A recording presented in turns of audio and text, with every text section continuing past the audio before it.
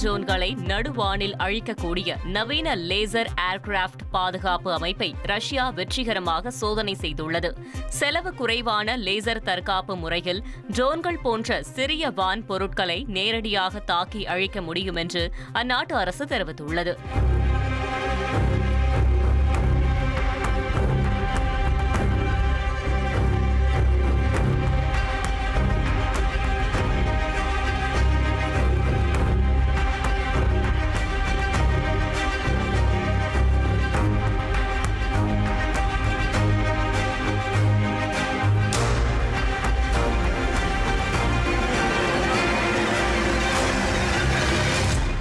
இந்த தொழில்நுட்பம் எதிர்காலத்தில் விமான பாதுகாப்பு வளையத்தை வலுப்படுத்துவதில் முக்கிய பங்கு வகிக்க முடியும் என்று வல்லுநர்கள் கருத்து தெரிவித்துள்ளனர்.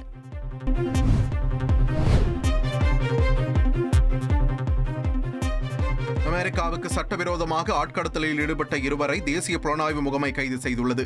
சட்டவிரோத கடத்தல் குழுவின் முக்கிய தலைவராக செயல்பட்ட ககன்தீப் சிங் கடந்த மார்ச் மாதம் கைது செய்யப்பட்டார்.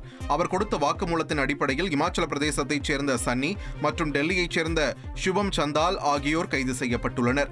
இதில் சன்னி என்பவர் டங்கி ரூட்டின் முக்கிய ஏற்பாட்டாளராக செயல்பட்டதும், சுபம் சந்தால் ஹவாலா பணப்பரிமாற்ற முகவராக செயல்பட்டதும் கண்டுபிடிக்கப்பட்டுள்ளது.